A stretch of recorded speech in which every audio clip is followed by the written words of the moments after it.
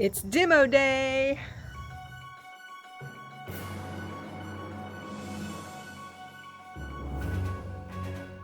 So we're starting demo on the house today, and we've done a lot of prep work to get to this point, taking off all of the trim and the doors and stuff that we want to save. As I've spent more time in the house, I've realized that I don't need to take down every single wall and every single ceiling. Some of the ceilings are in good shape, some of the walls are in good shape, and especially on the interior walls, we just need to like take one side of the wall down and leave the other side up, and that way we're saving some time and money with the demo work. I just need access to one side of the wall so that we can, upgrade the electrical. But I'm excited to have the guys in here helping out today, and excited to see what lies behind the walls once they start to get everything down. Just curious to see how the walls are constructed, what surprises we might face. Demo is going to be really helpful in that aspect, but everybody loves demo, so it'll just be a fun day.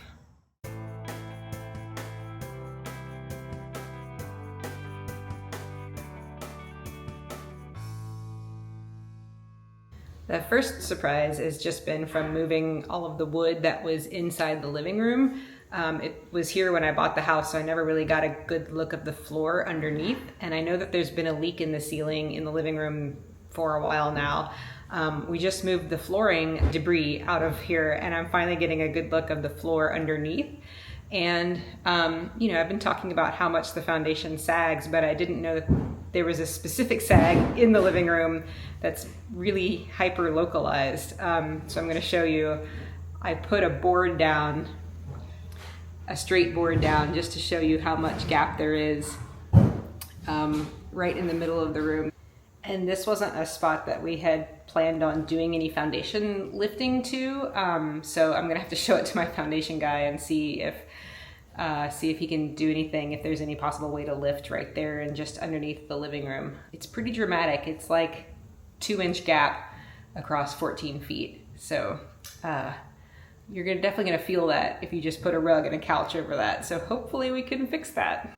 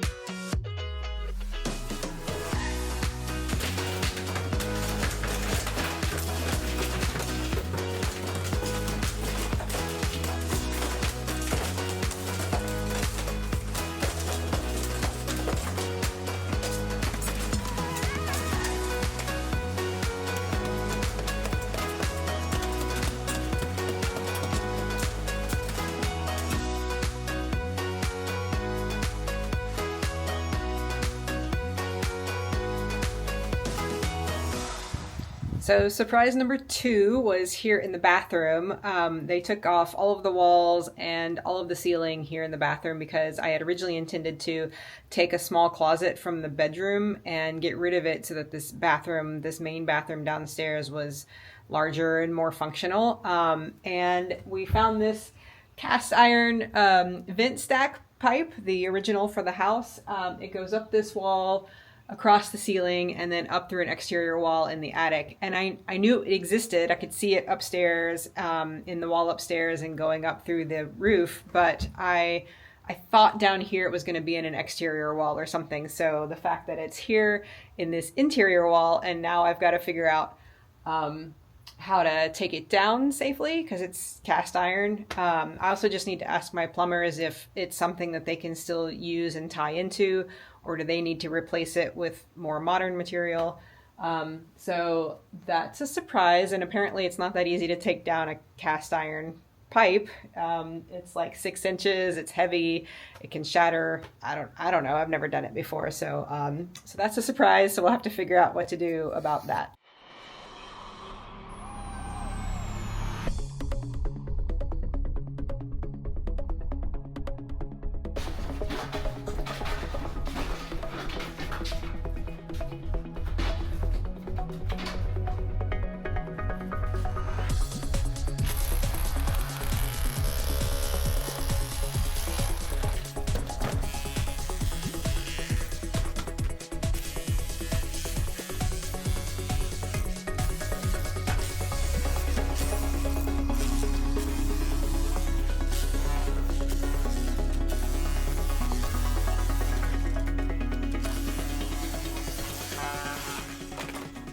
So this was a good surprise. I knew that there was this old flue chimney in the house.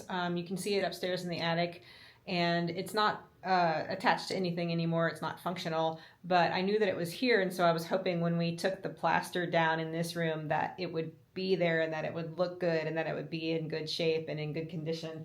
And it is. It looks beautiful. I mean, there is this hole down here from where at some point somebody ran like some aluminum ductwork. I don't know what that was for, but the rest of the brick is beautiful, and so I'm hoping that we can leave it exposed somehow in this bedroom.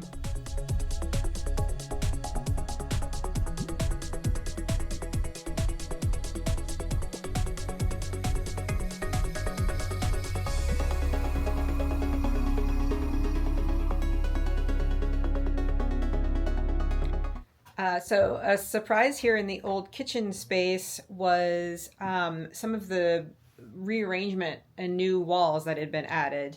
So on this wall, you can see this new drywall was put on in the early 2000s, I'm guessing. And so the other side of this wall would be the dining room side with that unique plate rail that's there. And I had seen that they had done some repair work on that plate rail, but I didn't know that there was originally a door here that went into the dining room. And behind me, this whole wall is new for the kitchen as well. So that's the back door to the house. And part of that wall is original up to about 2 feet, 2.5 feet in. And then the rest of this was added. So I'm just curious about it. You know, I'm curious what the original layout was. I knew, I could tell there was some evidence that the stairs went a different direction originally. And so I think in the early 2000s they did a renovation. They rewired the house. They added some drywall. There was that weird spot in the living room where they took down the plaster, crammed some insulation in incorrectly, and then put some drywall on over that. So I'm guessing all of this work was done in the early 2000s. I am curious though, like what the original layout of the house was in this area. You know, if this was originally the kitchen, which I'm assuming it was because of the, well, I don't know why. I guess because there's a vent stack in the corner, the window shape. But, you know, it kind of makes me wonder, like, what was this little hallway for? How was the entrance into the kitchen from the dining room originally? So, I kind of wish they hadn't changed it all so that I could see the original layout. But it's here now, so we have to make good with what we have.